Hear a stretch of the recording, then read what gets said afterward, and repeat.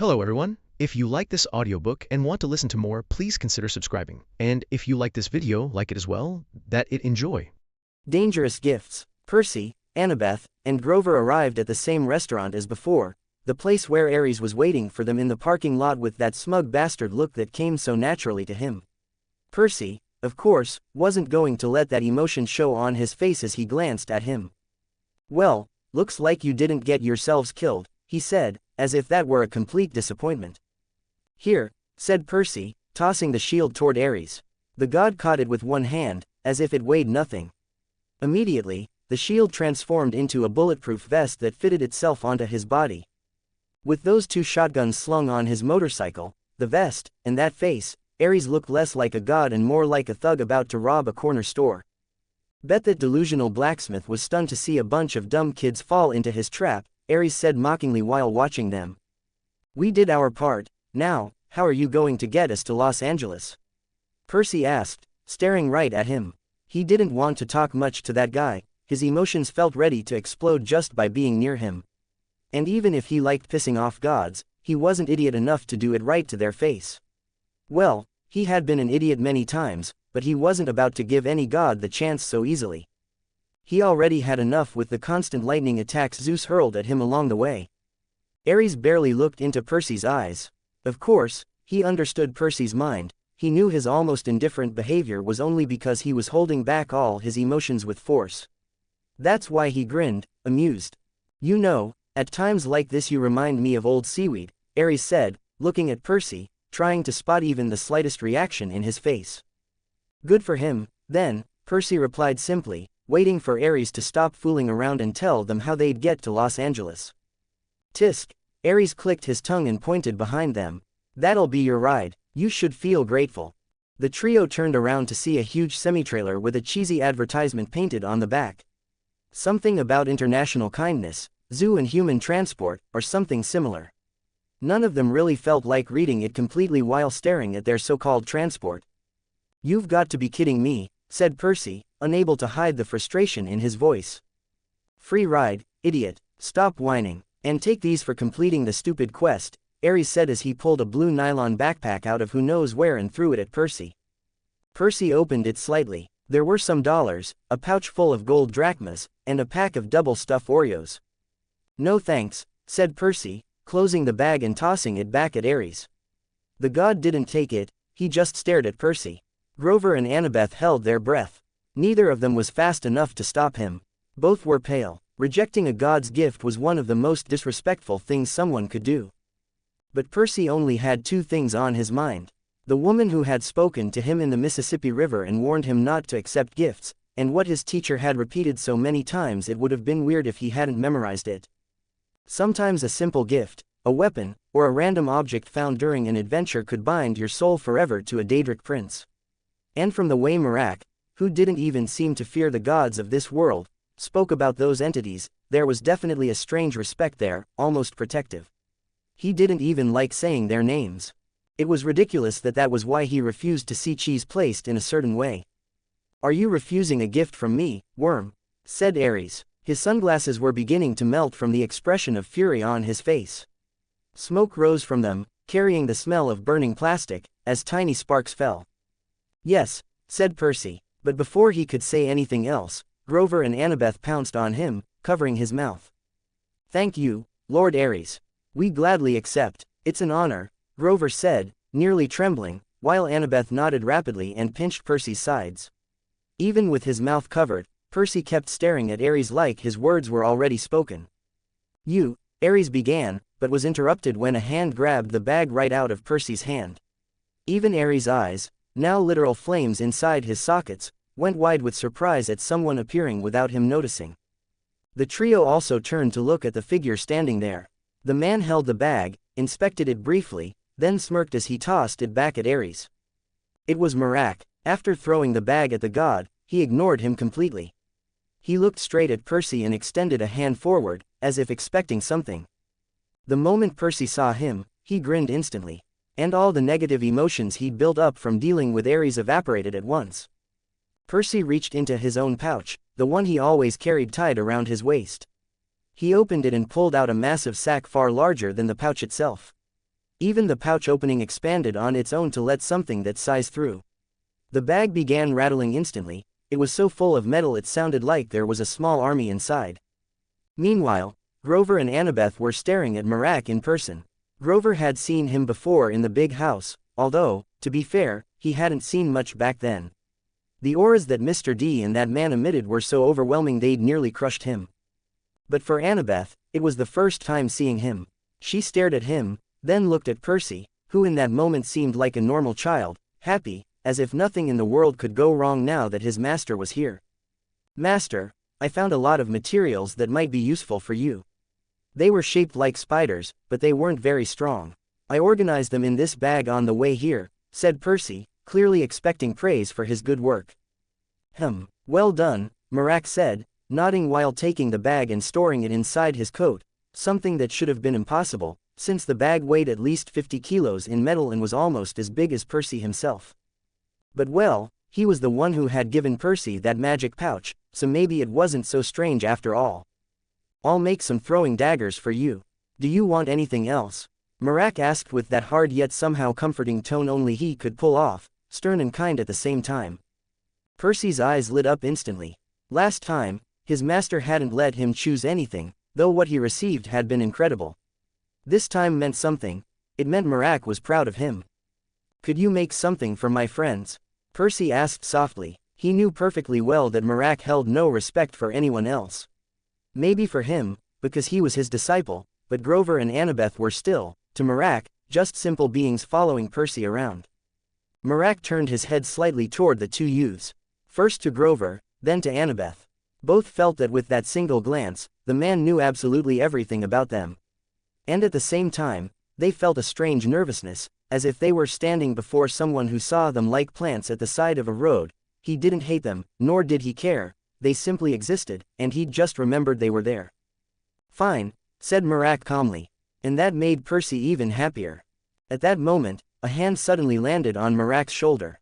The ground beneath their feet cracked slightly, as if that hand had used too much strength just to touch him. Marak didn't move, he merely turned his head a bit, glancing sideways at Ares.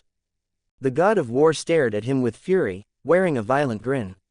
The aura emanating from his body began to spread like a wave of chaos. The people inside the restaurant started holding their heads, their eyes turned bloodshot. They began pushing each other, fighting, falling into a frenzy as if possessed by pure rage. But none of that touched the three standing beside Marak. The man snapped his fingers, and a wave of calm washed over Percy, Grover, and Annabeth. Their hands, their bodies, glowed for an instant, and all anger, fear, and tension evaporated as if it had never existed. "Why are you interrupting my conversation, vagabond?" Ares said to Marak. He spoke as if interrupting him were the worst sacrilege imaginable, completely ignoring that Marak had moved to his side without the god of war noticing until he chose to reveal himself. Marak looked back with that same dangerous indifference. He let a sliver of his aura leak out, not anger, but something older, more disciplined, more lethal. Then he barely moved his hand. In an instant, the back door of the truck swung open, and the three teams were flung inside as if pushed by an invisible force that wanted to ensure their safety. At the same time, the two truckers nearby snapped out of a trance. They looked around, saw the chaos, and sprinted toward the cab in sheer terror, as if they had seen a monster. They needed to escape, now. Ares, still being ignored, watched as multiple spells flowed from Marak's hands in succession. One for the kids, another for the truck, another for the drivers. All while Ares still had his hand on Marak's shoulder, as if he were invisible. It enraged him even more. "I told you once, you filthy bastard, how dare you interrupt my conversation?" Ares said, moving his hand toward Marak's throat. Marak, who had just finished ensuring the kids were out of harm's way, breathed calmly. Fus Ro Da, the god of war was blasted away at a ridiculous speed, leaving behind only a destructive trail. Everything in his path was demolished by his own body, which couldn't even be seen clearly because of how fast it flew. Marak brushed off his shoulder, clearing the dust from the exact spot where Ares had touched him. For a moment, his eyes revealed genuine excitement for battle. But then he clicked his tongue. "Not yet. I told the brat I'd make him those weapons," he muttered, annoyed. Then he whispered calmly, "Fime Ziigron." His body turned to mist. He vanished as if he had never been there at all. Just in time, because Ares fell from the sky a second later. His impact shattered the concrete, creating a massive crater. He had 2 swords in each hand and a face twisted with pure fury. He looked around, but Merak was gone. Damn filthy vagabond, Ares roared before disappearing in a golden flash, along with his motorcycle. Caged animals and suspicions of war. Caged animals and suspicions of war. Meanwhile, in the truck that had sped away from the restaurant, the explosion caused by Ares' fall echoed behind them, followed by total silence. Naturally, that left the 3 teens wide-eyed, trying to peer out to see what had happened. But when they looked through the small hatch in the roof, which they assumed was for the animals to breathe, they saw nothing. Although, to be honest, they weren't particularly concerned for the animals' well-being. The ones in that trailer were clearly not well cared for. It was obvious. Was that your teacher? Annabeth asked with some concern. She was convinced Percy's master had been put in danger. But seeing the boy's calm expression, it seemed he didn't think the same. Yeah, he's awesome, right, and he's only over 4,000 or 4,500 years old, Percy said with his usual calm. Don't you think he's in danger? He's facing the god of war, Grover said. Even though they had seen what Merak was capable of during the fight against Echidna, it felt different fighting the mother of monsters, whose main ability was just that, being the mother of monsters. That was nothing like fighting a god who was literally the embodiment of war itself. He's fine. My master is strong. He can even destroy a mountain with just a shout, Percy said, full of pride. He still hasn't taught me the Thuum, but I'm sure that if I show him my increased power during this mission, he'll teach me, he added with a hint of longing. Flashback. In the forest near Yancey Academy, Percy lay on the ground, as usual during his training. He felt as if his muscles were about to burst like balloons from lifting so much weight, just before feeling his master's healing wash over him. It completely restored him so he could keep training. Percy got up from the grass and looked toward his master with a slightly exhausted face. Ever since he'd begun training 2 weeks ago, he hadn't stopped. It was training until he fell, striking a log with a sword that weighed a ton because it was made of gold, then eating food with strange and probably poisonous meats his master gave him. He hadn't seen many things that said, ancient Viking fantasy. It was more like training to die repeatedly. Master, do you have any special, cool, powerful ability? Percy asked suddenly, sitting in the grass and looking at his master with excitement. Merak, who was sitting, observing him with boredom, as if he were not at all impressed with Percy's progress, glanced at him. No, he said simply. Keep training, he added immediately, not interested in continuing this idiotic conversation the kid always started. But Percy knew that couldn't be true, and he wasn't about to give up. Come on, you must have something, like you said, that proves you're, a Dragonborn, he insisted. Merak, of course, knew that this annoying kid would keep pestering until he showed something, unless he hit him. But at this point, he was beginning to think those hits might just be making him dumber. Laz Yanir, Merak said then. Immediately, something seemed to pulse through the whole forest, with Merak at its center. Percy felt something strange in his vision. He saw small auras through the trees, like little animal shapes. Then he looked at his own body and saw his own aura, reddish. He could even see through tree trunks. Cool, said Percy as the effect began to fade. How did you do that, master? Can I learn it? He asked, rushing to him. You, said Merak, looking directly at the boy's face and seeing that eager sparkle in his eyes. Only if you change brains, since it requires learning an ancient and powerful language. And unless you're a Dragonborn who can learn by just seeing the words, it would take more lives than you have, he said, pushing him back with a gesture. Now keep training. Percy made a slightly annoyed face as he picked up the gold sword to continue hitting the practice log. He had hoped to use the opportunity to rest by annoying his teacher, but it didn't work. Still, he'd witnessed a very interesting power. Master, can you only use that power or do you have more? Percy asked as he struck the log, causing a dull thud. I know many, including one that could completely control your body and make you train 24 hours a day. Want to try it? He said, staring at him seriously. Percy quickly shook his head, suddenly finding that hitting the log was the most fun thing in the world, and put even more effort into it. As if it were the happiest thing he could do. End of flashback. You do realize your training stories aren't exciting at all and even sound kind of cruel, right? Annabeth said as she stared at him after Percy recounted his training memories. Although technically, it hadn't been that long ago. What do you know? Percy said, looking at her like she was clueless. My master is one of those people that don't know how to act with someone they care about. He's just a little tough. But he really cares about me. If not, why would he show up earlier just to stop us from taking Ares' bag? Obviously, there was something hidden in it. Percy's gaze turned serious. Grover nodded, then glanced at the animals around them, still groaning in their cages. And speaking of hidden things, Grover muttered nervously, I don't think we're the only ones in danger here. This slightly surprised Annabeth and Grover, the latter having just been talking to the nearby animals when Percy finished speaking. What are you talking about? You think Ares planned something with that bag? Annabeth asked, looking at him seriously. She didn't think someone like Ares was the type to plan anything truly complex. No idea, but we did a quest for a god in exchange for transportation. The contractual relationship should have ended there. And Ares doesn't seem like the kind of person who'd give us bonuses out of kindness. Considering the absolute contempt he showed for our existence from the second he saw us, Percy said in a surprisingly analytical tone. That alone was even more shocking than what he was saying, judging by Grover's and Annabeth's faces.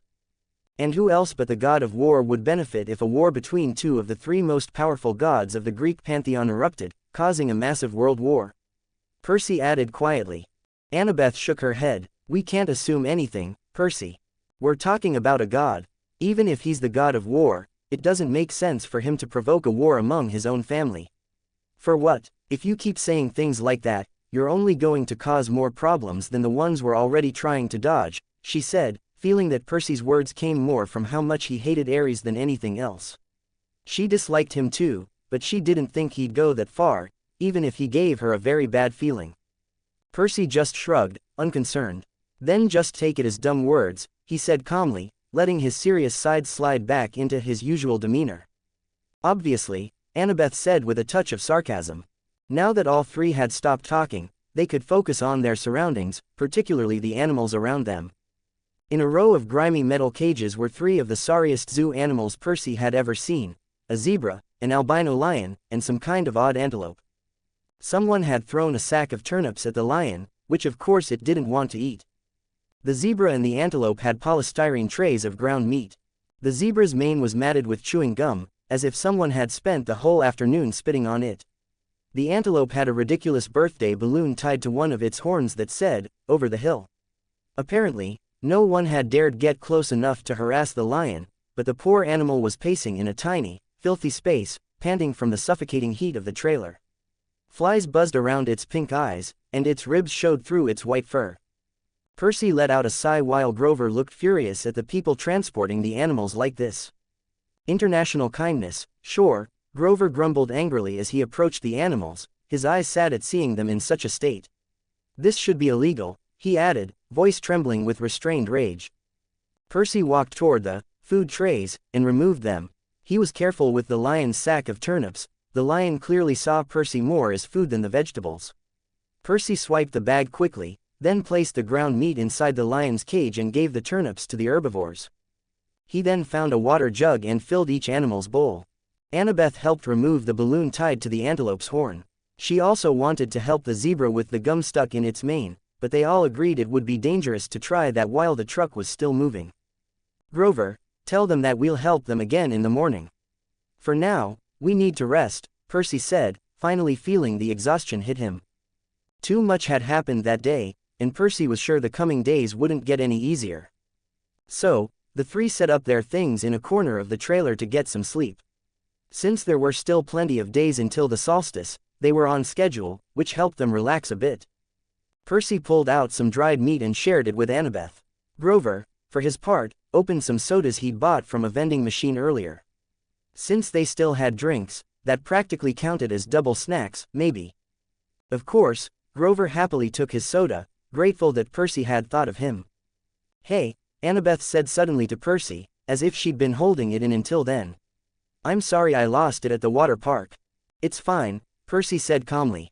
It's just, the spiders, said Annabeth. It's because of Arachne, right?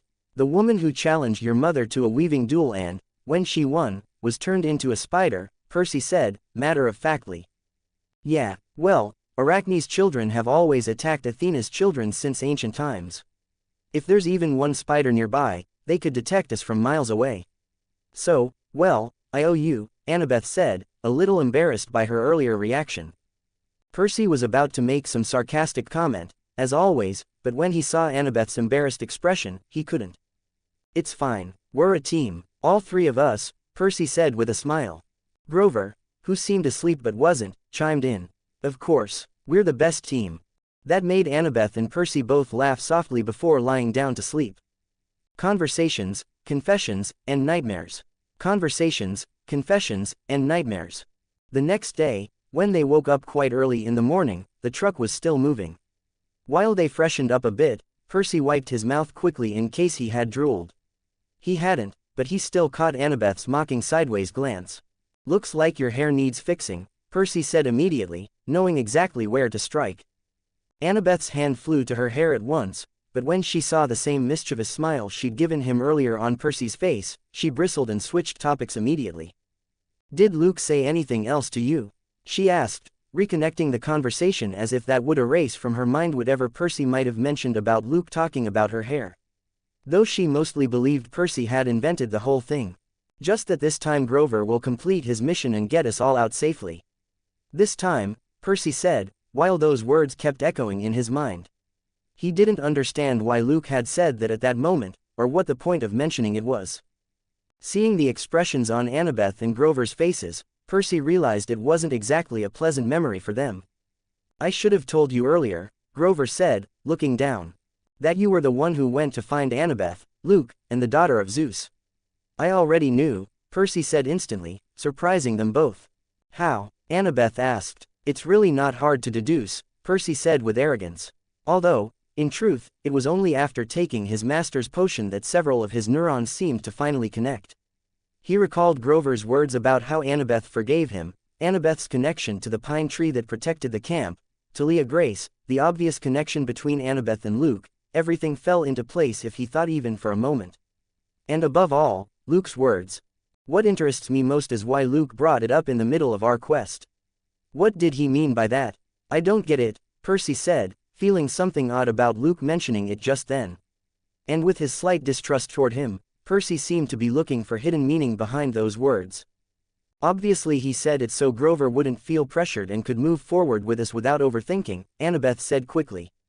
Well, we are talking about your boyfriend. I can't think of any other reason, Percy said, giving her a pointed look. She turned red as a tomato. He's not my boyfriend, she snapped. They rolled along for several kilometers, the truck shaking them occasionally, and the three remained in silence. Percy noticed Annabeth was rubbing the necklace around her neck, the one with the college ring. That ring belonged to your dad, right? Percy asked suddenly, perhaps to break the silence. Annabeth's eyes widened, as if she'd only just realized she'd been touching it without thinking, and she responded defensively. That's none of your, but she stopped, realizing she shouldn't snap. Then she put on a serious expression. Yeah, it is. You don't have to tell me if you don't want to, Percy said gently. No, it's fine, she breathed. This ring, my father sent it to me a few years ago. It's a memory from my mother. Supposedly, he couldn't have made it through college without her. He sent me a letter apologizing for being an idiot and saying he loved me and missed me, she said with a face more sad than angry. He wanted me to come back home and live with him again. That doesn't sound that bad, Percy said, trying to be supportive. Yeah, well, I thought so too. I tried going home that school year, but my stepmother was the same as always, Annabeth said. She didn't want her kids living with a danger like me. And monsters kept showing up, causing fights between us. I didn't last even until winter break. So I called Chiron and went back to camp. Do you think you'll ever go back to live with them? Percy asked. Please, I'm not into self-harm, she said without looking at him. Percy let out a sigh. The world isn't kind to us half-bloods, is it? He said, something he'd been thinking about for a while. Of course, he blamed the gods for it, but he wouldn't say that out loud with Annabeth present. Still, he didn't doubt it. If they were so powerful, why didn't they help when monsters attacked? Why ignore their kids' existence until they needed them, or wanted something entertaining to watch? Being that powerful, why did they let their children die one after another? Percy felt that, From Annabeth's story and comparing it to his own, there must be many demigods who never even knew what they were, and probably died without understanding why. And the few who made it to camp, many weren't even acknowledged or claimed by their parents. But of course, divine beings like the gods wouldn't trouble themselves over mortals, who to them were like rocks in a shoe. Raise and protect them, not even in dreams. They were too busy having more children and being absolute bastards. And with the few he'd met so far, Percy was starting to believe they all belonged in the same basket. He was already annoyed just having those thoughts, so he quickly changed the subject. So if the gods end up fighting, Percy began, looking at Annabeth. Will they pick sides like in the Trojan War? Is Athena going against Poseidon? He asked. Annabeth, sitting with her knees hugged to her chest, rested her chin on them. I don't know what my mother will do. I just know I would fight on your side, she said without looking at him. Percy noticed a faint blush on her cheeks. Why? Percy asked, staring at her. Because you're my friend, Seaweed Brain, she said, rolling her eyes as if it were the most obvious thing in the world. Any other stupid questions? She added, looking at him with affectionate exasperation. Percy didn't quite know how to respond, he only managed. I'm gonna take a nap, since there's still a long way to go. Wake me up when the truck stops, he said before returning to his makeshift bed and closing his eyes. And, well, he was tired. That nightmare he'd had last night really hadn't let him rest properly. Flashback. The dream began in a hall full of students, while Percy, for some reason, was strapped into a straitjacket, unable to move. The teacher mocked him, asking if he was stupid or something. Next to him was another person, a girl his age, also in a straitjacket. She had messy black hair, stormy green eyes, and freckles on her nose. And somehow, Percy knew it was Talia, daughter of Zeus. She was struggling too, trying to escape, before turning to Percy and saying, well, Seaweed Brain, one of us has to get out of here. She's right, but why is she talking to me like she knows me? Percy thought in the dream. Never mind, I have to get to Hades and give him what he deserves, he thought next, ignoring everything else. Suddenly, he felt the straitjacket dissolve, and his body became semi-transparent as he began to fall downward, through the floor, while the hall faded far behind him. Percy realized he was heading toward the dark abyss again. There, he heard the same sinister voice calling his name. Percy Jackson, you idiot. Did the exchange fail? How? Didn't he see it? Said the furious voice, echoing through the cavern, making the restless spirits flee in terror. It sounded like it was speaking to someone else, not Percy, but the conversation was clearly about him. I don't know who the guy is, but he's strong. And I don't know at what level, said another voice, one Percy found strangely familiar. Maybe he suspects something, but I can't tell which pantheon he belongs to, the voice added. Useless. You don't even have information on whatever interfered with all our plans. Now I'll have to make a lot of changes because of your incompetence, the first voice growled. Sir, if you allow me, I could probably bring you what I stole directly. And then, before he could finish, the furious voice cut him off. Silence. You would have failed 100 times if I hadn't helped you. But don't worry, servant. Once those objects are here, you'll get your reward, your precious revenge. But, wait, he's here, the voice from the pit said. What? Said the unseen person. Their tone shifted to fear. Did you bring him, sir? They asked, horrified. No, it's because of the cursed blood of his father, the voice snapped. Doesn't matter. I'll send you to where you wanted to go, young half-blood, it added mockingly. Percy felt something grab him, freezing him in place before he was hurled through space, arriving in a massive throne room. Marble black walls, bronze floors, a grotesque empty throne made of human bones. Standing beside the pedestal was his mother. She was trapped inside a golden force field, frozen in place. Percy tried to run to her, but the closer he got, the more an unbearable dry heat scorched him, as if it were sucking the moisture from his bones. The skeletons around the room then lunged at him, pinning him down and forcing him onto the throne. They placed a crown dripping with chimera venom on his head, burning his skin and blood. The pain was unbearable. And then he woke up with a jolt. He could still feel the burning on his head and face. He frantically touched his face to make sure it was still normal. End of flashback. Percy was still replaying the dream in his head as he reclined, but at that moment, the truck came to a stop. Workers were probably coming to check on the animals. That made Percy get up quickly, looking to his companions to see what they should do next. A Too Perfect Paradise Part 1. A Too Perfect Paradise Part 1. The truck came to a stop. The sudden brake made the trio tense up. "We have to hide," Annabeth said as she put on her cap and vanished instantly. Percy had a lot of complaints about how easy it was for her, while he and Grover ran behind some sacks of food as if they were a new species of turnips piled together. The truck doors screeched open when the light burst in, illuminating everything. "Gross," one of the workers said as he sniffed slightly. "I wish we transported appliances," he added with annoyance while preparing to climb in. He pushed himself up with his arms, though his large belly made that simple action look like the hardest part of his day. Once inside, he walked over to a big water bin and filled a container to refill the animals' troughs. Right before stopping in front of the lion, he smiled with a wicked and mocking expression. "Hot, kitty?" he asked before throwing the leftover water on the lion's face, causing it to roar indignantly and furiously. Meanwhile, Percy, hidden among the turnips, was holding Grover, who wanted to leap out violently to deliver justice. And considering Grover was herbivorous, he could still be pretty deadly. Even so, Percy understood his friend's reaction. "Peef, you want me to free you?" the man said mockingly to the lion, pretending he would open the gate only to laugh loudly as he turned away. "Obviously that's impossible, idiot," he added, amused. Then he turned toward the zebra with that same unpleasant smile. "What's wrong, Stripes? You're lucky. Next stop we're dropping you off." "Well, not sure if that's lucky for you. A magician's going to cut you in half," he said, laughing happily at her misfortune. At that moment, the zebra looked toward Percy, who was hidden. And although the zebra didn't say anything with her mouth, Percy's eyes widened in surprise when he heard a voice inside his head, a voice he felt came directly from her. "Please, help me, sir," said the voice, soft and close. "Free me," she added. Percy was stunned by that, not knowing how to react.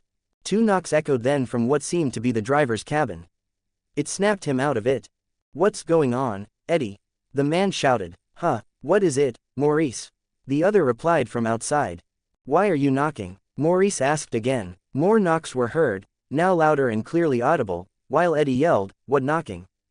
"Tisk, this guy's an idiot," Maurice muttered angrily, convinced someone was playing a joke on him, as he climbed down from the truck and slammed the door shut, though leaving it slightly ajar, letting a thin line of light in. At that moment Annabeth appeared right beside Grover and Percy. Both realized immediately she'd been the one knocking to distract them. "This transport business can't be legal," she said. Grover, who was already furious, seemed to be hearing something from the lion. "He said these guys are animal smugglers," Grover said, agitated. "That is true," the zebra's voice suddenly said again, inside Percy's mind. "We have to free them," Grover insisted, and Annabeth nodded. Both turned toward Percy. But he was thinking hard. This ability to talk to zebras was new, different from the power the sea or water gave him. Then he had a moment of clarity. He was Poseidon's son, and supposedly Poseidon had created horses. Zebras counted as horses, or at least as a related species. So he could talk to horses, therefore also to zebras. Well, maybe that was the fastest and most acceptable thought at the moment. Even though Percy kept adding a maybe to each idea, which didn't help his confidence. "Sir, just open the gate. After that I will manage," the zebra said again, pulling him out of his silly thoughts. Without thinking too much, Percy drew his sword and sliced the lock on the zebra's cage. She ran out, ready to gallop away the moment they opened the back door. But Grover stopped her for a moment, speaking to her in goat language while making a hand gesture that looked like a blessing. Right at that moment, Maurice, who had come back to check the noise, stuck his head in as he opened the door again. He received a direct kick to the face from the zebra, who bolted out with all her strength into the street. Percy continued unlocking the other animals' cages while outside horns honked, brakes screeched, and people shouted in surprise. When the lion came out, they even heard the wild scream of a crowd running in terror. Meanwhile, Percy, Annabeth, and Grover peeked through the truck's doors to see where they were. The place was full of casinos, bright lights, and screens everywhere. Obviously they could easily tell where they were now. Percy realized what he'd just done without thinking too much and looked at Grover. "Hey, you think they'll be okay?" he asked, a bit worried. "Don't worry, I placed a satyr sanctuary on them, so they'll reach the wilderness safely," Grover said, happy to see the animals free. "They'll find food, water, and shade before reaching a home, he added. And why didn't you put that blessing on us? Wait, you can do that? Percy exclaimed, surprised. Because it only works on wild animals, and yes, Grover replied. So it would only affect Percy, Annabeth said teasingly. Percy narrowed his eyes at her. It's a joke, Annabeth said with a little smile. Come on, let's get out of here, she added as she jumped out of the truck. Grover and Percy followed her. As soon as they stepped down, they realized how hot it was, at least 100 degrees. Really hot, and they, covered in animal hair and with their clothes a bit dirty, stood out a lot. Well, they would have, if people weren't so focused on the loose animals. The three walked under the scorching heat as they passed a pyramid, a Statue of Liberty, and a Paris Tower. Obviously they were copies, pretty well made but much smaller in comparison. They looked pretty lost, not knowing where to go. But first they needed shelter from the heat, so they looked around for any place they could go inside.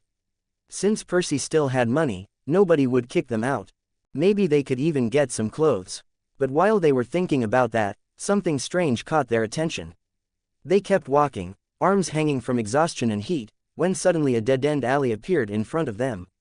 At their feet, illuminated by colorful lights, rose what seemed to be a casino called Casino Lotus. The entrance was a huge neon flower blinking with pink and green flashes. No one was going in or out, but from the open doors they could feel the air conditioning flowing outward like a tempting invitation. With the unbearable heat the three of them were suffering, they didn't even suspect how strange it was that a place like this appeared exactly when they needed it. The smell of flowers floated in the air and seemed to draw them in even more. Percy, for a moment, stopped slightly as he inhaled that scent. There was something familiar, something that triggered a very deep alarm in his mind. But the heat was so overwhelming that he needed air conditioning right now. He would think about it later once he was inside. The three approached anyway. There, a security guard, upon seeing them, suddenly perked up and smiled as if he had been waiting for someone to show up for hours. Hey kids, it's hot today, right? Why don't you come in for a while and rest? If you go to the bar you can ask for a lemonade, tell them it's on me, the man said in a friendly tone.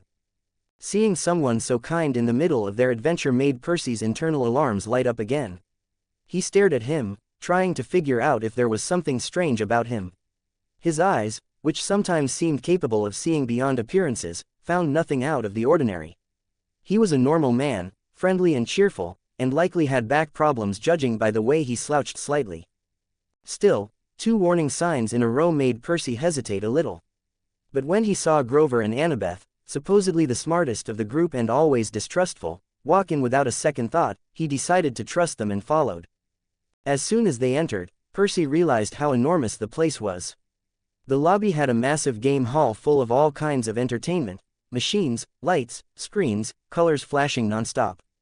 There was a freaking water slide wrapping around a glass elevator almost 40 floors high. To the side, a huge climbing wall, and an absurd amount of video games everywhere. The best part was that there weren't many kids, so they wouldn't have to wait to play whatever they wanted. A bellhop ran toward them with a huge smile. He was wearing a Hawaiian shirt with a Lotus logo and shorts. He reached them practically bouncing with excitement. Welcome to Casino Lotus, here is your room key, he said instantly as he pulled out a door card. Oh sure, how much is the night? Percy asked as he reached into his bag to pull out money. Oh no, the man said quickly, shaking his head and raising his hands as if Percy were about to commit a sacrilege. Your rooms are already paid for, you don't need to leave tips or anything, he assured enthusiastically. Oh, and here are your Lotus cash cards. They work at every restaurant and game you want, you can spend as much as you like, he added quickly as he handed a card to each of them. Percy looked at his friends for a moment and simply shrugged. It didn't matter if they were being confused with the children of some millionaire, he could pay later without a problem. And if he didn't have enough, he could always hand over one of his throwing weights made of solid gold. So the three went to the golden elevator, heading to their rooms. When they entered, what they saw was a huge suite with 3 bedrooms, all equipped with absurdly luxurious amenities. Without hesitation, each of them went straight into a bathroom to take a refreshing shower. Even though Percy wasn't as dirty as his friends thanks to his enchanted clothes, sweat was another matter, so he needed it too. After several minutes, the 3 came out with wet hair and comfortable clothes, completely refreshed. Well, we've got some time, so staying for an hour or two wouldn't be bad, right? Percy said, relaxed, as he lay back on the sofa. Yeah, we could even check out some of the games downstairs, right? Grover said, excited as well. Annabeth, who was normally the voice of reason, was also hesitating, though it was clear she was about to agree. Suddenly, a fragrance drifted into the room. It was the same floral scent Percy had smelled at the casino entrance. He was closing his eyes for a moment and inhaled the air. In the next instant he remembered where he had smelled it before. He stood up abruptly. That scent, although different, was unmistakable. Once, his master had tried to recreate potion recipes using processed materials from this world. One of these ingredients was called something like moon sugar, and in one of his failed attempts he created something called skooma. Just by smelling it, Percy had been drawn to the mixture instantly, but Marak reacted with disgust and annoyance at having created such a substance by accident. He threw the vial away and struck Percy on the forehead to snap him out of it, telling him with absolute seriousness. Be careful with things not made for your mind or your blood. Some substances can bend the will of even a powerful warrior. Do not let a simple scent decide your actions. If you do not control what you desire, others will end up controlling you. Basically, Percy thought he was telling him to be careful with drugs, but it seemed like it was a much more serious lesson. And at this moment, the lotus scent seemed to be one of those things. We have to leave right now, Percy said with a serious expression, suddenly completely sober. His friends didn't understand why he had changed so suddenly if he had been relaxing seconds earlier. Besides, they still had plenty of time. Now, Percy shouted, not accepting any refusal, slightly scaring Grover and Annabeth. The lotus that breathes. The lotus that breathes. Marak looked around with interest as he entered the strange building. In his gaze, small cracks in space could be seen with the naked eye. Loops seemed to repeat and freeze, as if everything were suspended in time. The path through the hallways, between the children and their video games, the food and the people playing, appeared trapped in an unnatural silence. No, they weren't frozen. Rather, they were moving at an extremely slow speed. Marak observed more closely before lightly sniffing the air, and his expression tightened into a grimace of disgust and contempt. Foos, he exhaled, the first word of power. Immediately, the air around him was pushed outward and the scent of lotus flowers dissipated away from him. He walked calmly through the hallways until he reached the area where adults were gathered around a roulette table, surrounding a man who seemed to possess such absurd luck that everyone gravitated toward him. It would probably be noisy if the speed of the place were functioning normally. Marak stopped in front of the table and observed the man for a moment. Your kind always claims not to intervene in the world of mortals. I've already met too many of you to count, Marak said with absolute calm. The man had a strikingly youthful appearance, with sharp yet friendly features, almost mischievous, full of liveliness. His dark blonde hair contrasted with the strange outfit he wore for such a place, a sporty tracksuit with golden stripes. His sunglasses concealed his eyes, and from his wrist, his smart watch vibrated with an annoying sound, as if receiving an order or some urgent alert. Tisk, I was really enjoying myself, the man muttered as he unfroze from the time distortion and pressed the button on the watch with annoyance. Then he lifted his gaze toward Marak with a surprisingly friendly smile. What's up, traveler? I don't know about the others, but sometimes it's good to take a break. You see, I'm one of the busiest around here, he added with relaxed ease. Marak immediately recognized him. This man was none other than Hermes, the god of messengers and thieves. Marak stared at him coldly. You're really just as the rumors say. You don't seem like the type most of my brothers would get along with, Hermes commented with the same tranquility, not viewing Marak as an enemy the way many of the other gods would. My father really hates you. I've never seen him so furious, although, honestly, it was kind of funny. His mischievous smile returned as he grabbed a few snacks from a waiter's tray. Marak did not respond. His opinion of the Greek gods was still quite low. At that moment, both Marak and Hermes turned toward the hallway, where Percy, Annabeth, and Grover seemed to be moving in slow motion toward the exit, much faster than everyone else inside the casino, yet still under the general effect dominating the building. You really created a monster with the son of Uncle Saltwater. I'm sure many would have wished you raised their kids the same way. Well, most of them at least, Hermes said, a slightly guilty and sad expression briefly crossing his face. Then, his watch began beeping again and again with different notifications, making Hermes adopt a tired and resigned expression. Well, time to get back to work. It was fun meeting you. Oh, right, Almost forgot, he said as he reached into his bag, a small pouch from which he somehow pulled his entire arm up to the shoulder. Then he took out what looked like a package and tossed it to Marak with complete ease. Someone asked me to give you this. I'm no Apollo, but I can tell you'll have quite an interesting destiny, he added with an amused smile before snapping his fingers and disappearing in a golden flash. Marak looked down at the package, puzzled, and opened it without the slightest sign of hesitation. Inside was a carved stone, which made Marak frown. What was engraved on it shouldn't belong to this world. The words carved into it were written in a language that, even in his own world, was considered a dead tongue. It was Dovazul, the language of dragons, and to be more precise, it was a word of power, Marak murmured, examining it with much more awakened interest than before. The word shone for a moment before Marak's body absorbed it quickly, engraving it into his memory and soul. Every Dragonborn learns the words just by seeing them once, and so he recognized the power this one granted him. The stone crumbled in his hands, turning into dust.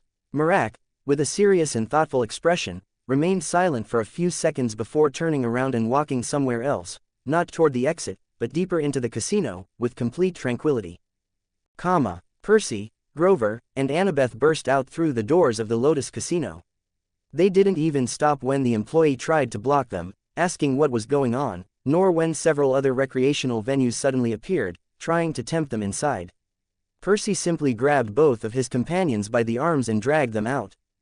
The moment they crossed the doors, the suffocating heat hit them again. For a second, Percy almost regretted leaving, but he shook his head quickly. Why? Annabeth asked, expecting an explanation, while Grover kept looking back longingly. I don't know what the heck that place is, but they were drugging us, Percy said immediately. What? Annabeth and Grover said at the same time. Or at least I think so, Percy added, which instantly destroyed half of his credibility. You're an idiot, was it or was it not? Annabeth said, looking at him with irritation. Well, I think they were drugging us. Why are you asking? Annabeth insisted, even more annoyed. Now she was much less certain about trusting his words. Guys, Grover said, trying to interrupt. Because, I can feel it, but I don't know how to explain it, Percy replied. Then if you don't know what you're feeling, how can you know that's what it is? Annabeth said. Because if I feel that it is, then it might be or might not be, Percy said, now more confused than ever. Guys, Grover repeated, but the two of them were far too deep into their absurd argument. Do you realize that nothing you're saying makes any sense, seaweed brain? Annabeth said, staring at him. Hey, Grover shouted this time, forcing them to stop. What? They both answered in unison as they turned to look at him. Grover was pointing directly at the casino, with a shocked and terrified expression. Percy and Annabeth followed his gaze, and froze. The casino, or rather the entire structure of the building, seemed to be breathing lightly. A soft motion of inhaling and exhaling made the walls expand and contract as if it were some enormous sleeping monster. The scent of lotus escaped through the doors with each breath. And among the neon lights, two gigantic eyes formed by signs and flickering panels seemed to be watching them with predatory attention. It was truly unsettling, especially considering the possibility that this thing could actually attack them. Nobody wants to face a living building, much less one that big. Grover, hypnotized, took 2 steps forward, stumbling, but Annabeth reacted quickly and grabbed him by the hair to stop him. Ouch! Grover yelled, snapping out of the trance. Why are you grabbing my hair? Sorry, it was the closest thing, Annabeth said. It's better if we get out of here, Percy said. His 2 friends nodded immediately and hurried away. After seeing that, there was nothing left to argue about. Whatever Percy had felt was real. They had literally been inside something, possibly a monster. And it was better not to think too much about that. They arrived at an air-conditioned restaurant and sat down to eat while trying to recover. It was there that they finally realized that, although only a few minutes had passed for them inside the Lotus Casino, an entire day had passed in the outside world. They confirmed it when they heard people talking about a lion that had escaped, a day ago. Luckily for them, not much time had passed. Even so, all 3 couldn't avoid imagining what would have happened if they had stayed a bit longer, maybe just to try some games. That is, assuming they could have ever left afterwards. All right, first we need to find a way to get to Santa Monica, Percy said with complete seriousness. In the casino, you said you still had a lot of money, right? Annabeth asked, remembering when Percy, amid the confusion, had claimed he could pay for everything, even sell one of the gold weights his teacher had given him. Yeah, I actually do, Percy replied calmly. Why didn't you say so earlier? Annabeth said, annoyed. They could have avoided so many problems. She had assumed Percy had already spent everything, since he hadn't mentioned it again. Because you didn't ask, Percy said defensively. Okay, enough, Grover interrupted, stopping them before they started another fight. If we have money, then let's just call a taxi, he added quickly, keeping his position as the neutral mediator. That was exactly what Annabeth had planned. Although, just in case, she also had some Lotus Casino cards. She tossed them aside carelessly. They landed on the table of the people eating next to them. And the three of them left. At that moment, someone suddenly appeared next to the table. With a quick movement, he grabbed the card before the man sitting there could touch it. The couple eating couldn't see his face. The man was wearing a black trench coat, and he walked away without saying a single word. Suddenly, the couple felt slightly dazed, and continued eating as if they had completely forgotten what had happened just moments before. Shadows in the sandstorm. Shadows in the sandstorm. Annabeth led the two idiots, the two mission partners toward the road to look for a taxi. They had just left the restaurant and were heading straight to the edge of the avenue to flag one down. But Percy had a strange feeling stuck in his chest and began looking around insistently. Grover, for his part, started trembling for no apparent reason. He even let out a couple of nervous bleats that immediately drew Annabeth's attention. What is wrong with you two? She asked, frowning as she watched both of them act weird in the middle of the sidewalk. Don't you feel that? Percy murmured while reaching into his bag and slowly pulling out his sword. What are you? Annabeth didn't finish the sentence. A cold shiver ran down her spine and, in an instant, she shifted into maximum alert. The wind had stopped abruptly. The heat wasn't the normal Las Vegas heat, it was a heavy, thick heat, like the air right before a storm. The most unsettling thing was the silence. Even though they were surrounded by people walking, laughing, and enjoying the day, the whole environment sounded muffled, as if someone had lowered the world's volume. Let's move, Annabeth said immediately. They couldn't stay there, not if something was approaching. Percy and Grover nodded, and the three of them started walking, nearly on guard. They advanced tensely, their eyes scanning every building, every shadow, every corner. They didn't see anything, and that only made their anxiety grow. As they passed in front of a huge window, Percy, who was still scanning the area, stopped abruptly, his eyes widened. In the glass reflection he had seen a huge shadow, distorted, far too big to be human. But it vanished the moment he blinked. And then the wind returned, not as a soft breeze, but as violent gusts that lifted dust from the street. People started covering their faces and rushing away to find shelter as the cloud of dust spread out of control. There was so much dirt suspended in the air that it slightly dimmed the sunlight, creating a false twilight. The automatic streetlights began turning on even though it was still daytime. Their sensors were probably covered in dust and thought it was night. A few lights flickered without rhythm, which only made the atmosphere even more unsettling. Grover was at the verge of collapse. Guys, he said with a trembling voice, his legs shaking as if they were about to give out. Percy swallowed hard, still staring at the glass as if expecting the shadow to appear again. We should run, he finally said, and didn't wait for an answer. He bolted at full speed, and Annabeth and Grover followed. Cars screeched to a halt and honked angrily when they saw the three of them crossing the street without looking. They didn't know where to run, but all three felt that if they stood still, they would die.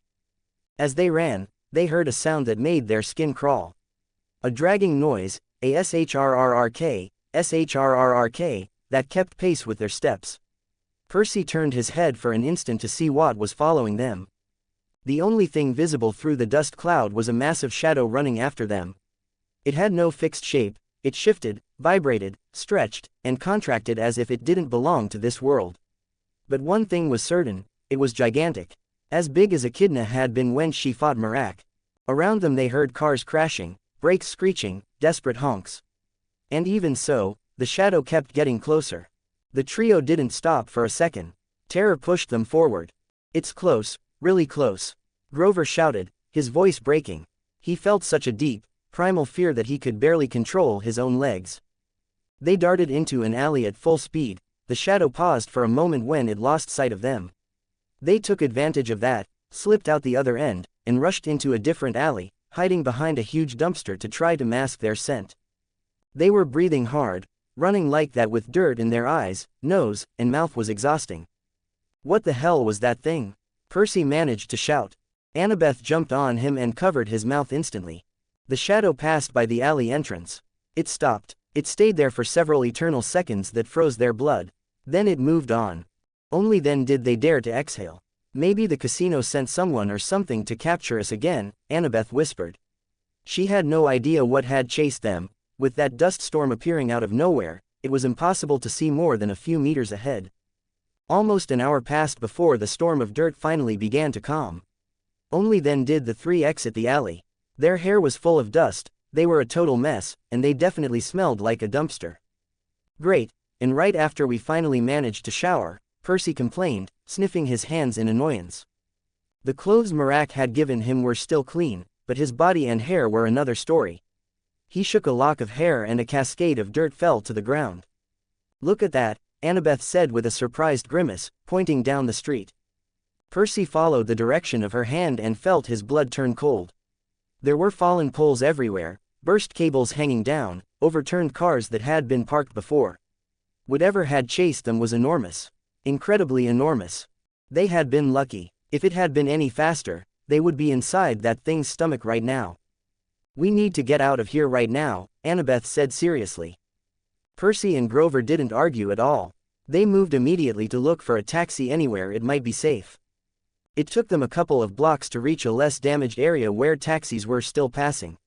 As soon as they spotted an empty one, they flagged it down and got in. To Los Angeles, please, Annabeth said without wasting a second. The taxi driver, with an unlit cigar between his teeth, looked them up and down. It's 500 kilometers, do you have the money to get there? And if you do, you'll have to pay in advance, he said with distrust. A trio of teenagers covered in dirt did not exactly inspire confidence. Annabeth elbowed Percy. He let out an ouch, then understood from her gestures that she was demanding he pay. Percy complained for a few seconds, muttering something about how everyone treated him like a walking wallet. He finally pulled out a stack of $100 bills and handed it to the taxi driver. He didn't count it or ask for the price, he just wanted to get out of there as soon as possible. If you take us as fast as possible, you can keep the change, Percy said with a slightly arrogant tone. He had always wanted to say something like that.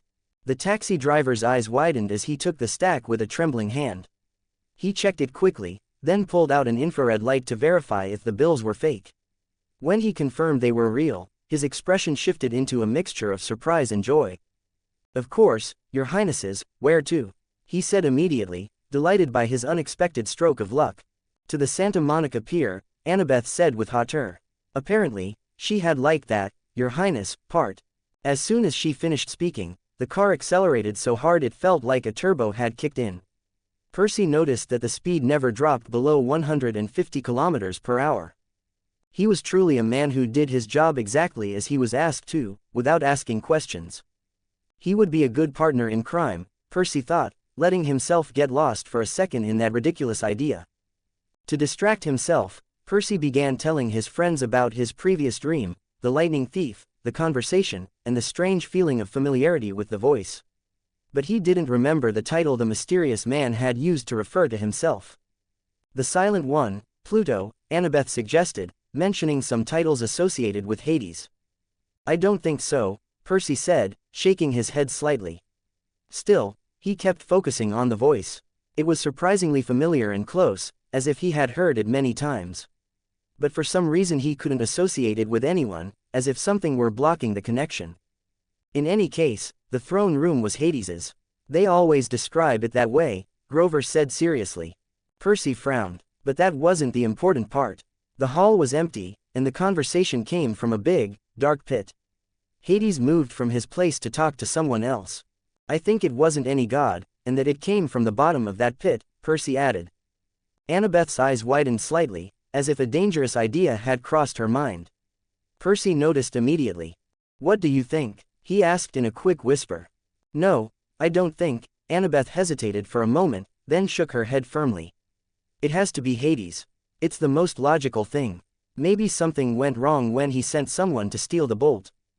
Percy looked at her strangely. For someone who loves Greek gods so much, you seem to have something personal against Hades. The truth was that Annabeth defended the gods even when they were unbearable, like Ares. But with Hades, something made her react differently. Annabeth's expression tightened slightly. Percy's eyes widened as he understood instantly. It's because of Talia, right? What? Annabeth exclaimed, surprised that Percy had connected the dots so easily. Sometimes he acted like an idiot, but when he wanted to, he saw things no one else saw. Especially after he said his teacher had given him something to improve his intelligence, though Annabeth suspected it was something else.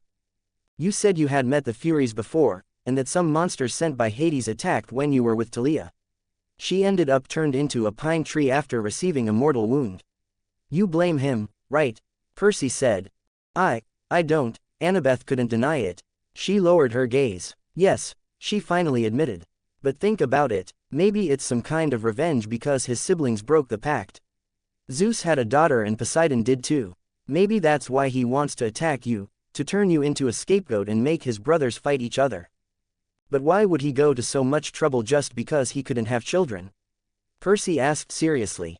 Annabeth did not respond. Her lips pressed together in frustration. And the voice in the pit told him to retrieve the objects. If the master bolt is one, what's the other? Percy asked, now confused and worried. I don't know, Annabeth admitted. But we have to complete the mission. Percy narrowed his eyes, thoughtful. I know, but I still feel like confronting Hades isn't the real mission. I'll do it anyway, because he has my mother, but something doesn't fit. The car kept moving as a heavy silence settled over them. They passed a sign indicating that only 20 kilometers remained. In any case, the answer is in the underworld. You saw monster spirits, that means we're on the right path, or at least close, Annabeth said, trying to ease Percy's tension a little. He murmured, staring out the window. Then suddenly, Percy turned toward the window facing the desert, and his eyes opened wide. He smacked Annabeth's shoulder several times urgently. What? She said, annoyed by the hits. She followed the direction Percy was pointing. And both of them froze. In the middle of the desert, running alongside the taxi at the same speed, there was a man wearing a black trench coat. The Spirit of the Sea and the Three Pearls. The Spirit of the Sea and the Three Pearls. Percy saw the man running at a speed impossible for any human being. Even he, being a demigod, could not run at 150 kilometers per hour like that guy. Annabeth and Grover saw it too, their mouths opened so wide they could have swallowed air for an entire year. Suddenly, the man running beside the taxi turned to look at them. And what they saw was hair. A lot of hair. It completely covered his face, maybe a huge dark beard or something like that. His hat didn't help, for some reason all that hair was pushed forward. Sir, speed up, Annabeth screamed in panic after receiving that look from the man. Meanwhile, Grover began trembling the same way he had when they were fleeing from whatever had chased them in Las Vegas, realizing that perhaps this man was the same thing. I'm going as fast as I can. Don't worry, we'll reach the destination soon, the driver said calmly with a confident smile. The three of them couldn't tell him that they were seeing a man running alongside the car at the same speed, because the driver surely wouldn't see him. But they were terrified down to their cores. At that moment, the wind seemed to rip off the hat covering the man's head. Then they realized something. It wasn't hair covering his face. Well, yes it was, but not the way they thought. It was an enormous mane of black hair. The man's face was covered in dark scales that spread across part of his features. And he had two reptilian eyes staring straight at them. Those eyes met Percy's for an instant that felt eternal. But then, suddenly, the strange man's body stopped moving. Percy turned to look through the rear window and saw his figure rapidly changing into a black amorphous mass. That mass dissolved into dust for a moment before shrinking into a smaller shape, lying on the ground as if it were suffering. Then it transformed into what looked like a tornado of wind that began to form violently. Oh, shit, the driver muttered when he saw the rearview mirror, pressing the accelerator even harder. But luckily for them, that tornado didn't follow. It stayed in the same place for a while until they saw it disappear into the distance. Phew, that was close, the driver said with a sigh. Seeing the terrified faces of the three teenagers, he assumed they had gotten scared by that little whirlwind. Haha, don't worry, those things are normal. They aren't real big tornadoes. They only lift dirt and stones. At most they'll scratch the car a little. Nothing to be afraid of, the man added with professionalism, as if it wasn't his first time seeing something like that. Obviously, the trio wasn't going to say that the tornado had been created by a man or monster that had been chasing them. Meanwhile, Percy had a thoughtful look. That man, who obviously seemed really strong and had been following them, had seemed to be suffering.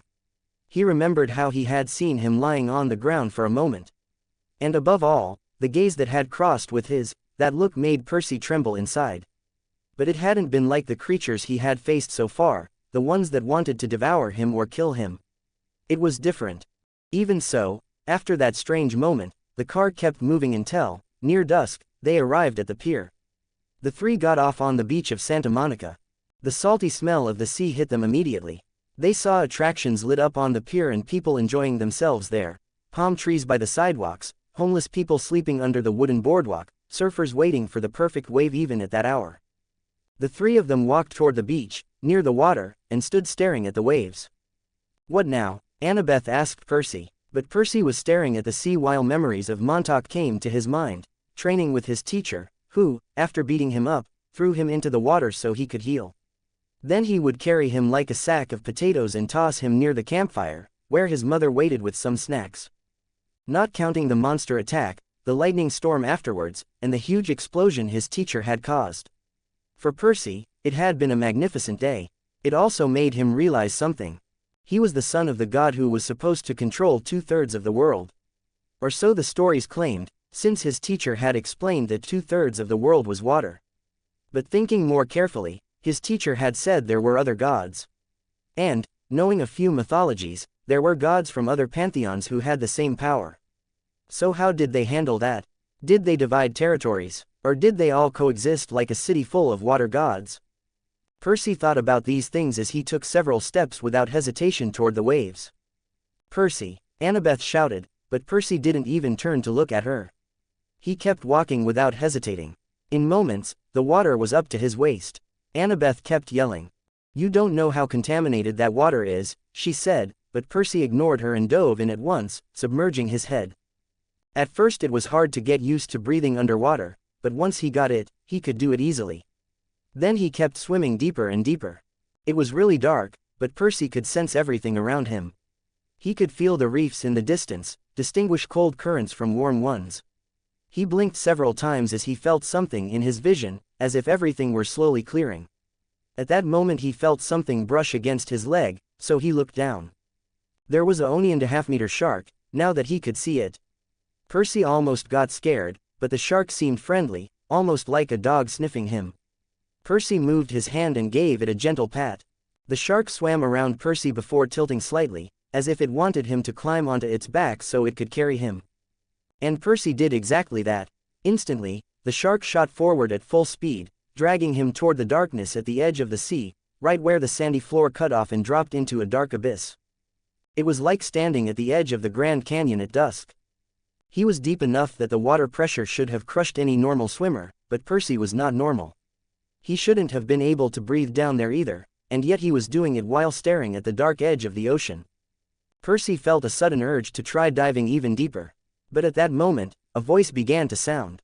It was a soft, feminine voice that, for an instant, resembled his mother's. That stopped him immediately. Something luminous approached from the darkness of the depths. It was a sort of transparent woman, wearing a green silk dress, with long black hair floating around her. The light flickered around her as if the water itself were illuminating her from within. "Percy Jackson," the woman said softly, looking at him with beautiful and striking eyes. Beneath her, a massive hippocampus moved calmly, clearly used as a mount. The size of the creature was ridiculous compared to what a hippocampus was supposed to measure, but there it was, majestically still. The woman dismounted and, as soon as she did, the seahorse and the shark began playing with each other like two excited dogs, swimming in circles. The woman floated in front of Percy with a gentle, maternal smile. "You have come far. Well done," she said in a tone full of pride. Percy looked at her slightly, unsure how to behave in front of her. For a second, he was about to bow. But his teacher's words echoed in his mind, he shouldn't lower his head before anyone. So he simply nodded respectfully, without submission. Luckily, that didn't seem to bother her, she kept smiling just as softly. "Are you the woman who spoke to me in the Mississippi River?" Percy asked, staring at her closely, since earlier he hadn't been able to distinguish her well. That's right, she said, nodding. I am a spirit of the sea. It was not easy to reach upstream, but I asked the naiads, freshwater spirits, to assist me, she explained.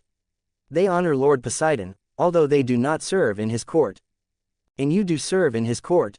Percy asked. She nodded again. It has been a very long time since a child of the sea god has been born. You are the only one in years. We have been watching you for a long time, she said calmly. Percy then remembered the faces he thought he had seen in the waves back in Montauk. And why didn't he come himself? Percy asked, finally voicing the question he had been carrying inside. Just like everyone at camp, he had that little hope of being able to see his father at least once, hear his voice, anything. The woman shook her head. Do not judge the sea god harshly. He stands on the brink of an unwanted war. And he cannot help you directly, he cannot show favoritism. Not even with his own children, she said with a touch of sadness. Then she added, in a firmer tone, that is why I give you a gift and a warning. She floated a little closer. I know you are heading to the underworld. Many mortals have done so, and very few survived to tell the tale. Orpheus, with his musical skill. Hercules, with his strength. And Houdini, who could escape from anywhere. Do you have any of those talents? She asked, observing him closely.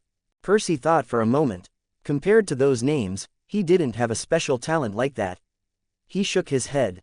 There is a very powerful prophecy in your destiny, Percy Jackson, and Poseidon will not allow you to die before reaching adulthood. So I will give you these pearls, she said while extending her hand. 3 shining pearls floated in front of him. When you are in danger, use them. They will take you to a safe place. Percy stared at the pearls intently. 3, exactly 3. He closed them in his hand with a cold expression, so cold that even the water spirit looked at him more carefully. What is the warning? Percy asked calmly. Follow your heart. Hades feeds on despair and is treacherous. When you are in his realm, he will not let you go easily, he will do anything to achieve it, she said with seriousness. I see, Percy replied as he stored the pearls in his bag. Can you pass a message to my father? He asked in a quiet voice. I am sorry, he is not in a place where he can receive a message right now, she said, with a sad glimmer in her eyes. It doesn't matter, Percy said as he turned around, just as the shark returned to him. The spirit raised a hand to try to stop him, but Percy had already grabbed the dorsal fin and the shark began swimming upward. It left him near the shore, and Percy had to swim the rest of the way on his own. When he emerged to the surface, he had an incredibly cold look, an expression strange even for him. What happened? Annabeth asked quickly. Nothing, I just confirmed something, Percy responded calmly as he reached into his bag and squeezed the 3 pearls tightly. Come on, we need to finish this mission. The Wanderer Among Shadows. The Wanderer Among Shadows. The 3 of them took another taxi to go to the address Percy had written down for Aunt Medusa's house in West Hollywood. Percy asked the driver if he knew the neighborhood. But the man said he didn't know that place at all, while staring intently at Percy, as if he had seen him somewhere before. Have I seen you on a show? Are you some kind of child star? He asked. Well, I'm a stunt actor for other child actors, Percy replied, inventing something quickly. After going forward a bit, they got off at the stop and began walking to look for the address themselves. But nobody knew where it was. Not even if it existed. Percy, meanwhile, seemed to have changed slightly since that encounter in the sea. The air around him felt colder or tenser. Grover and Annabeth followed him, not understanding what was going on with him. At that moment, Percy stopped in front of a TV store where, right there, a photo of him, Grover, and Annabeth speaking with Ares was being shown. The news said their whereabouts were being sought, pointing also at Grover and Annabeth, and Ares. Percy's eyes narrowed with a burst of momentary rage, as if he were about to walk into the store and destroy everything in his path. The stress and anxiety accumulating from this mission were starting to take their toll.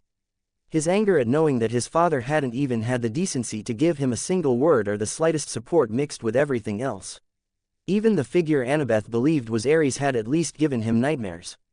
Even damn Zeus had sent him a couple of lightning bolts as a gift, confirming that he denied his existence. But his father, not even that. His mother had been kidnapped and he hadn't received a single word of strength or support. And he had to save his father's damn backside to keep him from ending up in a war with the same guy who had blown up a bus just to get rid of him. Suddenly, the street lamps and televisions in front of Percy sparked and shattered one by one, plunging the entire block into darkness. Annabeth, Grover, and Percy all jumped. Percy, out of reflex, turned toward his friends. But he saw that they weren't looking at him, but toward a corner. The moonlight was the only thing illuminating the place now that everything was dark. And even then, Percy saw better than his friends, they could only make out a still shadow in the corner. Percy, however, clearly saw the same man who had been following them since Las Vegas. Standing there, watching them. Percy was far too angry now to keep dealing with this. Furious, he drew his 2 swords from his bag. Percy, Annabeth shouted when she saw that he was truly ready to fight that man. What do you want? You came for me, right? Then come, he said at once, genuinely furious as he took a stance with both swords raised. The black sword and the celestial bronze one seemed to shine under the reflection of the moon. The man did not answer, he simply looked at him, tilting his head slightly to the side, as if studying Percy. If you won't come, then I'll go, Percy said, letting himself be dragged by his anger. He ran toward the man with all his strength. The force in his legs was so great that the ground beneath him cracked slightly. Percy leapt at him. Once he was right in front of him, he jumped and slashed downward with both swords. Grover and Annabeth ran quickly to join the battle. After all, during this entire adventure, they had been the ones who helped the least, while Percy did almost all the heavy work. At least with Medusa they had been able to contribute, but after that, they felt more like a burden. The man moved easily to the side, dodging Percy's swords, while staring intently at one of them, more precisely, the black sword, with clear interest. Percy's sword scraped the ground, sending sparks flying. But he didn't stop. Seeing his first attack fail, he slashed again with the black sword vertically, followed by the bronze one. The man raised one hand and lightly struck the wrist with which Percy held the black sword, deflecting the first cut. Then he raised his other hand, stopping the celestial bronze sword with his palm. When they collided, sparks jumped as if Percy had struck steel. But Percy still did not stop. He spun the black sword between his fingers to position it for a stab straight to the man's chest. The man moved aside again, dodging. Percy was already starting to notice that the man was being more cautious with the black sword than with the bronze one. Suddenly, the man pointed a finger at the air. A small burst of air shot outward toward nothing, but the scream that followed revealed that it had hit Annabeth, who had been invisible. She fell to the ground and her cap slipped off her head. Grover appeared flying thanks to his winged shoes, but the man waved his hand as if swatting a fly, and Grover was sent hurtling away until he crashed against a nearby wall. You asked for it, Percy said, gripping his swords tightly. Suddenly, his body began to move faster, so fast that his arms seemed to blur. The man moved both hands while sparks flew. He tried to grab Percy by the chest, but Percy rolled to the side, spinning with his swords to slash him. The strike also took down a lamppost, cutting it clean off. The man was only defending himself. And at times, he seemed to be trying to grab Percy, leaving marks on the walls, the ground, and several parked cars. He was really strong, much stronger than anything Percy had faced so far.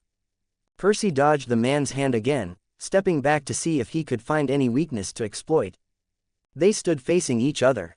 The man stared at him and opened his mouth for the first time since he had appeared. But the only thing Percy heard were strange sounds, words he couldn't understand at all. What? Percy asked out of reflex. The man opened his mouth again, but once more nothing could be understood. Then, suddenly, he put on a truly serious expression before bringing a hand to his chest. He seemed to be suffering. He pressed tightly while his body began to emit a strange glow, as if it were turning into dust. The man looked at Percy and pronounced, Nyarkoth, like a deep, guttural roar impossible for a human to reproduce. Percy froze, staring at him, understanding something, or thinking he understood. Is that your name? Percy asked, confused by how strange the being was. When he said that, the man's body, which had been turning into white dust, reassembled completely. It restored itself as if it had never crumbled. He released his chest, no longer in pain. And then he looked at Percy with deep sadness, a disappointment that didn't seem directed at him, but at himself. As if he had just realized he had made a mistake. The man looked again at Percy's black sword for a moment. Are you looking for my teacher? Percy asked, observing him more carefully. The man stared at him, though he seemed to barely understand. I see, I think we have a misunderstanding, Percy said, beginning to connect the pieces. After all, the man hadn't hurt him even once. Even Grover and Annabeth were fine. Well, Annabeth was. Grover had crashed into a wall. "I'm sorry, I don't know where he is. Sometimes he just disappears, and other times he shows up nearby," Percy said to the man, not knowing whether he understood properly. The man looked at him for a few more seconds before showing an expression of pure hopelessness. Then he looked around, as if trying to confirm that Marak wasn't nearby. Only after doing so did he let out a sigh that created a slight gust of wind. Finally, he turned around and began to walk away, moving with a sadness so palpable that even Percy felt it. Annabeth, Grover, and Percy looked at each other in confusion. Then they looked around and saw the destruction caused by the fight. Obviously not at the level of Percy's teacher, but the slashes everywhere were striking, especially that fallen lamppost on the ground throwing out sparks. "I think it's better if we keep searching somewhere else," Percy said, a bit embarrassed, because he had been the one to attack first. And luckily that man wasn't looking for them. Percy realized he was truly powerful. Much more than he had imagined. And if he had wanted to, he could have turned them into mush. But at no point had he tried to kill him. Even when he tried to move his hands to catch him, it was surely only to restrain him. Still, Percy didn't know what was happening to that man. Especially that look full of regret. He didn't seem to be an enemy of his teacher either. Percy walked with Grover and Annabeth, moving away from the place.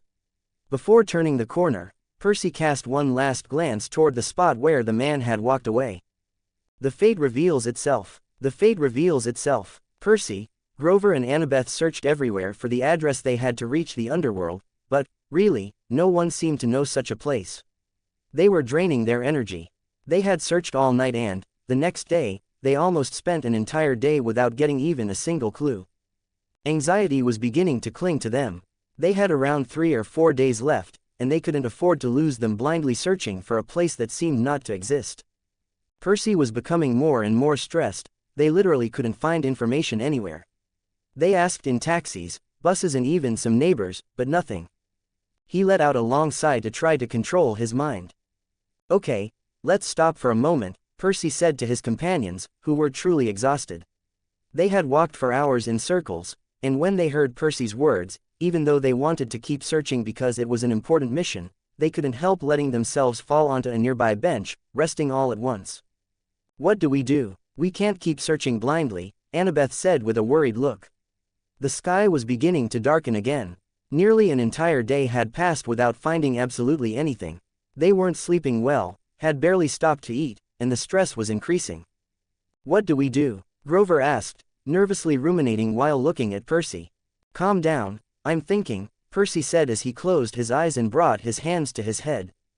"Can you do that?" Annabeth said with sarcasm. "This is not the moment," Grover said quickly, forcing her to close her mouth with her lips pressed together in a silent apology.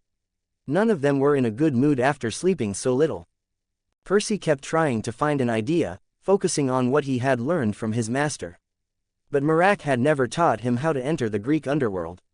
So, no matter how much he searched his memories, he couldn't find anything that might help him. "Think, Percy, think," he murmured to himself, trying to find some clue. But he really had nothing. He opened his eyes for a moment and looked at his companions. Then something happened. It was just an instant, barely opening his eyes. Those threads he had seen the day he drank the elixir his master gave him appeared once again. Percy frowned, confused. He closed and opened his eyes again. The phenomenon repeated. A flash, a blink. The threads were there, and then disappeared. Grover and Annabeth watched him, confused, seeing Percy squeeze his eyes shut and then stare at them, or rather at their heads.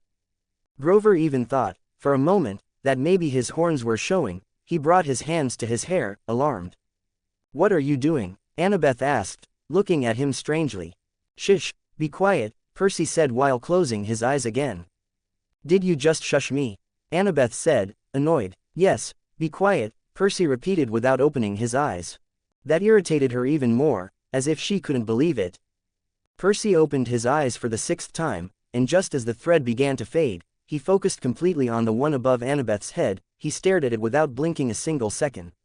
This time, the thread stopped, and the more Percy stared at it, the more it began to take shape.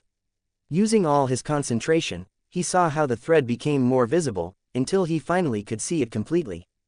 A softly golden thread, similar to one of Annabeth's hairs. It started at her head and extended upward several meters before disappearing. Percy, now fully focused, looked at Grover's head. He had one too. Both went in the same direction, and it seemed that, a few meters above, the two formed a small knot, as if they were tied to something. Percy focused entirely on that knot, and then he saw a third thread, tiny, so thin it almost didn't exist. This one was heading toward his own head. Percy brought a hand to his hair to check, although he didn't feel anything. For a moment, the threads almost disappeared, but he concentrated again. "What are those threads?" he murmured, confused, not realizing he had said it aloud. "Threads?" Annabeth asked, hearing Percy's murmur. "Yes, I can see them. You both have them on your heads, and they're tied to what seems to be mine, although I can barely see it," Percy said, trying to explain. Annabeth and Grover brought their hands to their heads, trying to feel something, but there was nothing. They looked at each other, just as confused, and they didn't see anything either. "Maybe you're tired. We should sleep and continue searching tomorrow," Annabeth said with an exhausted sigh. They were on the verge of falling asleep. They could barely stand. Percy heard that and wanted to say something else, but it was true that they hadn't found anything. The later the afternoon got, the fewer people there were to ask. Maybe what he was seeing was useless. That's what he thought, until Annabeth stood up from the bench. The instant she took a step forward, the thread above her head seemed to tense. And with it, Grover's thread and the barely perceptible one belonging to Percy also tensed in unison, glowing softly in a faint golden hue, as if Annabeth's movement resonated through the other two. As if they were connected by that invisible knot. "Wait," Percy said immediately, raising a hand to stop her while staring fixedly at the thread above her head. Annabeth looked at him with a mixture of exhaustion and confusion. "Just take one step back," Percy asked, without taking his eyes off the thread. Annabeth frowned, demanding more explanation, but he only repeated, "Just do it." Annabeth stepped back without turning around. The thread above her head dimmed slightly, although it remained tense. "Turn around," Percy said. Annabeth looked at him with tiredness, but obeyed. She turned to look behind her. The thread above her head stopped tensing. It loosened a little, as if that simple action had changed something subtle but real. "Can you tell me what you're trying to do?" Annabeth asked, turning back to Percy with an expression that mixed confusion and annoyance. Percy saw that the thread above her head tensed again the moment she looked back at him. "Well, you might not believe me, but," Percy took a deep breath, looked at his friends, and explained everything. The thread he saw after drinking the elixir his master gave him, the one he was seeing now, how it changed according to Annabeth's movements, and how he had managed to keep it visible. Grover and Annabeth looked at each other. This whole thing about the threads sounded far too similar to some ancient stories they had both heard, though neither ever imagined seeing something like that with their own eyes. "Are you sure you can see them?" Annabeth asked, this time with a nervous laugh, as if she didn't know whether to believe him or not. "Yes, unless I've gone crazy. They're right there, though I have to concentrate a lot," Percy replied. "And what about him?" Grover said, pointing at a homeless man sleeping on a nearby bench. Percy stared at the man for several seconds, but no thread appeared, unlike with Grover and Annabeth. He shook his head. "This is really strange," Annabeth murmured, although a spark of analysis was beginning to appear on her face. "Come this way. Follow me. And Percy, check if the thread changes and tell me in real time," she said, already entering strategic mode as she walked toward a random direction. Percy nodded and followed her along with Grover. He watched how the thread loosened and became less and less bright, turning into a silvery tone. "It turned silver and it's loose," Percy reported. Hearing that, Annabeth turned toward another direction. "Oh, gods, now it's getting really dark," Percy said as he watched the thread change abruptly, almost as if it were twisting. Annabeth opened her eyes in surprise when she heard that. Her expression changed completely. "Percy, a second ago, while I was walking, I was thinking about going to the bus terminal to give up already," Annabeth said with a soft, sincere shock. "Give up?" Grover said, alarmed. "It was a test, dummy," Annabeth said quickly. Then she looked at Percy with a mix of amazement and a spark of excitement. "And apparently I was right. Percy, you're seeing the threads of fate." "Fate?" Percy blinked, surprised. He hadn't expected something that big. "Are you sure?" "Yes." Annabeth took a deep breath, now completely convinced. "If we were going to give up, the war on Olympus would end in the worst possible way. Our fate, and that of many others. That's why the thread turned so dark. It makes sense. Maybe we can find the way with this, she added, almost smiling. She was exhausted, but a new hope was keeping her standing. Then what are we waiting for? Percy said with renewed energy, feeling that they finally had a real direction. Gifts before hell. Gifts before hell. This is strange, Percy said, looking at the establishment right in front of them. He also observed the thread above Grover's head. It was moving abruptly, with strange ripples, which confused him quite a bit. The threads of Grover and Annabeth glowed with an intense golden color as they continued walking down the street in the same direction. But when they reached the door of the place in front of them, the threads began to move in a way they hadn't seen before. They didn't change color, but they shook as if reacting to something that was right there. That confused Percy even more. He was sure the correct path continued forward. The threads had never lost their glow, and he had been using them as a sort of GPS. When the glow dimmed or changed color, it meant they were going the wrong way. Following that pattern, they had reached this street, walking through factories, industrial zones, and abandoned shops. But if they're moving like that, does it mean that maybe the entrance is also here? Annabeth asked, just as confused while listening to Percy's explanation. Obviously, she wasn't going to get too many answers from Percy. He didn't even know he had this ability until a few hours ago. Or rather, he had only just discovered it was an ability, thanks to the elixir his master had given him.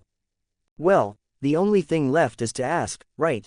Percy said as he approached the entrance of Krusty's Waterbed Palace, a waterbed store with a huge, bright, attention-grabbing sign. As soon as they opened the door, they realized the store was larger on the inside than it looked. There were dozens of waterbeds of every kind, each with colorful signs showing their names and specifications. Some beds were huge, others smaller, some looked luxurious, others ridiculously extravagant. But what caught the group's attention the most was the man waiting for them in the center of the place, with a smile that stretched too wide, as if he knew they would come. He was a man with a predatory appearance. His suit looked like it had come straight from the 70s, his skin had a grayish tone, his eyelids were droopy, and that smile, a smile that made their skin crawl. His gaze was cold, almost reptilian. He took 2 soft steps toward them, but his movement was so deceptive that, in reality, he advanced so fast that he was already standing in front of the group before they could react. He wore a partially unbuttoned cashmere shirt, revealing a hairless chest covered with several silver chains that jingled softly. "Welcome, I'm Krusty, the owner of this place. Did you happen to come to look at waterbeds?" The man asked with the speed and confidence of a professional salesman. No. We were just looking," Percy said, staring at the man's strange face. "I see, then let me show you," Krusty said quickly, not giving Percy the chance to refuse anything. He placed a hand on his shoulder with surprising strength, almost like a claw, and guided them toward the nearby beds. There was much more in the back than they had seen upon entering. Beds of all sizes, with carved ornaments, decorated headboards, strange structures, different colors, and even different types of water. Which raised far too many questions. How many types of water could even exist for a bed? "This is my most popular bed," Krusty said as he showed them a bed surrounded by lava lamps, with a mattress that seemed to vibrate, undulating like gelatin. "You can try it, it's really comfortable," he added with a smile that remained unsettling. Percy had all his senses on high alert as he felt Krusty's hand digging into his shoulder. But Grover, exhausted from lack of sleep and seeing a bed right in front of him, seemed to be staring at exactly what he needed most at that moment. "Massage, I have to steal that," he muttered before throwing himself onto the bed, lying down with a huge smile. "Wow, this is really great," he said instantly, feeling his eyelids grow heavy just from lying there for a second. Sleep was defeating him completely. Krusty touched his chin, observing Grover with narrowed eyes. He murmured something Percy managed to hear. Almost what?" Percy asked, confused. "What about you, girl? You can try the Safari Deluxe model. Let's see if it fits you," he said, ignoring Percy and looking directly at Annabeth. She, exhausted, didn't even question much before lying gently on a huge bed with carved teak lions in a leopard print quilt.